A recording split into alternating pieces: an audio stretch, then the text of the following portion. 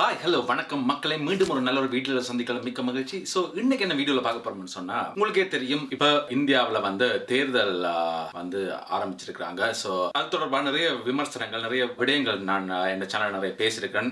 BJP இது கூட உங்களுக்கு நான் எக்ஸ்பிளைன் பண்ணியிருந்தேன், என்னென்ன அவங்க அறிக்கையில என்னென்ன சொல்லியிருந்தாங்க எல்லாம் விளக்கப்படுத்திருந்தேன். பட் இன்னைக்கு இந்த வீடியோல என்ன பார்க்க போறோம்னா, இந்த கச்சத்தீவு. ஸோ இந்த கச்சத்தீவை பத்தி தான் ஒரு அனலைசிஸ் வீடியோன்னு சொல்லலாம், ஒரு ரிசர்ச் வீடியோன்னு சொல்லலாம். ஸோ இது ஏன் தமிழ்நாட்டு அரசியலுக்கும் இந்திய அரசியலுக்கும் ஏன் இது முக்கியமானதுன்றதை சொல்லி தான் இந்த வீடியோல பார்க்க போறோம். சோ தாமதிக்காம வீடியோக்குள்ள போலாம்.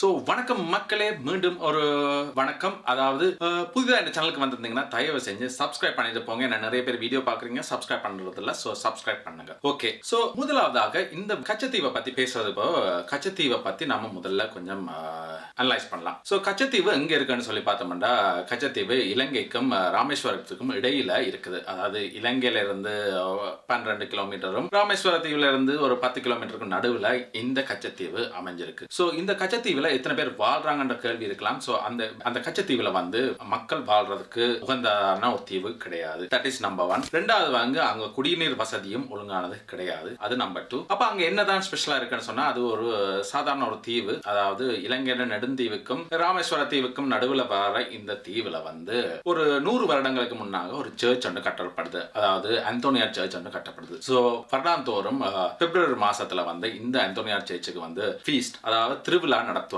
சோ அந்த திருவிழா நடத்துவது மட்டும்தான் அங்க ஸ்பெஷலா இருக்கும். மற்றபடி அந்த தீவுல வேற ஒன்றும் நடக்கிறது இல்ல. சோ வேற எந்த இதுக்காக நாங்க இந்த தீவை பத்தி பேசுறோம்னு சொன்னா பார்த்தோம்னா, அந்த காலங்கள்ல வலையில வந்து காய வைக்கிறதுக்கு அந்த தீவை யூஸ் பண்ணாங்க. அதுதான் பேசிக்கா யூஸ் பண்ணது ஒரு மெயின் ரீசன். ஓகே, சோ இப்ப தமிழ்நாட்டு அரசியல்ல ஏன் இந்த கச்சத்தீவு வந்து ஒரு ஃபேமஸா பேசுறதுக்கான காரணம் என்னன்னு சொல்லி பார்த்தோம்னா, கிட்டத்தட்ட ஓரிரு நாட்களுக்கு முன்னுக்கு நரேந்திர மோடி போட்ட ட்வீட் இருக்குது. சோ அது வந்து குற்றஞ்சாட்டி போடுறாங்க. அதாவது காங்கிரஸுக்கும் திமுகக்கும் இது பண்ணி கச்சத்தீவை தாரை வார்த்தது தமிழ்நாடு தான் என்றது ஒரு கருணாநிதி தான் அவங்களோட கட்சி தான் என்றத ஒரு மாதிரியான ஒரு விடயமாக ட்வீட் பண்ணி ஒரு லிங்கையும் போட்டிருந்தார். உங்களுக்கு பார்த்தா தெரியும், இந்த ட்வீட்ல சொல்ற மாதிரி தான் அது அவர் இது பண்றாரு. ஸோ அவர் தான் அந்த இது கிளப்புறாங்க. ஸோ நார்மலாக வந்து தமிழ்நாட்டிலேயோ இல்லாட்டி இந்தியாவில் வந்து ஒரு தேர்தல் நடக்குதுன்னு சொன்னா முக்கியமாக ஒரு 3 விடயங்கள், ஓரிரு விடயங்கள் பத்தி கொஞ்சம் ஃபேமஸ் ஆடிப்படும். முதலாவது வந்து ராஜீவ் காந்தியோட கொலை. ஸோ ராஜீவ் காந்தியோட கொலை வழக்குல சம்பந்தப்பட்டவங்களை பத்தி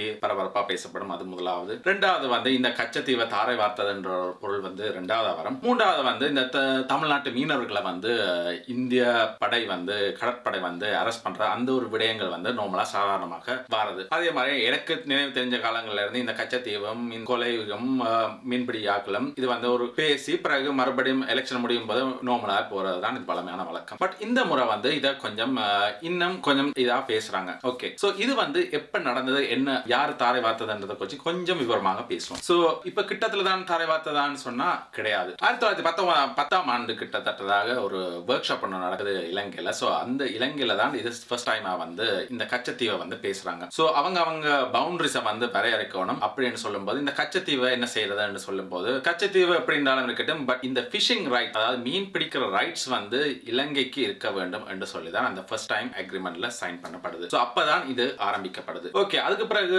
1947 வந்து இந்தியாவுக்கு வந்து சுதந்திரம் கொடுக்கும் போதும் ஆங்கிலேயர் வந்து சரியாக பிரித்து கொடுக்கவில்லை. சோ அதுவும் அப்படியே போகும்போது சலசலப்பா போகும்போது கிட்டத்தட்ட 1970ஆம் ஆண்டுகள்ல மாதிரி இலங்கையில வந்து ஸ்ரீமாவோ பண்டாரநாயக்க இருக்கும் போதும், அதே மாதிரி இந்தியாவில் வந்து பிரதமராக இருந்தது வந்து இந்திரா காந்தி இருக்கும் போதும் தான் இந்த விடயம் வந்து பூதாரமா வெடித்து அதை வந்து இலங்கைக்கு எழுதி கொடுக்குறாங்க. இதுதான் உண்மையா பேசிக்கா நடந்தது. சோ இந்த விடயம் நடந்த பிறகுதான் அப்ப இருந்து இப்ப வரைக்கும் வந்து இந்த கச்சத்தீவு வந்து ஒரு ப்ராப்ளமாகவே இருக்குது. ஏன் இந்த ப்ராப்ளமா வருதுன்னு சொல்லி பார்த்தோம்னா, அந்த கச்சத்தீவு அண்டிய பகுதியில் வந்து மக்கள் இல்ல. சோ மக்கள் இல்லாத காரணத்தினால அங்க இருக்கிற மீன்களோட பலம் வந்து கொஞ்சம் அதிகமா இருக்குது. சோ இந்த மீன் பலம் அதிகமா இருக்கிற காரணத்தினால எப்படியாவது அதை கைப்பற்றி அது மூலமாக லாபம் அடைய வேண்டும் என்றதான் இருதரப்பினருடைய வாதமா இருக்குது. சோ இதுதான் பேசிக்கா நடந்தது. நான் சொல்ற விடயம் உங்களுக்கு கிளியரா இருக்கும் நம்புறேன். அப்படி ஒரு கிளியரா இல்ல, இதுல உண்மைத்தன்மம் என்ன பொய்த்தன்மம் என்றத கமெண்ட் செக்ஷன்ல போடுங்க. அது மட்டும் இல்ல, புதுதா இந்த சேனலுக்கு வந்திருந்தீங்கன்னா தயவு செஞ்சு சப்ஸ்கிரைப் பண்ணிட்டு போங்க. நிறைய பேர்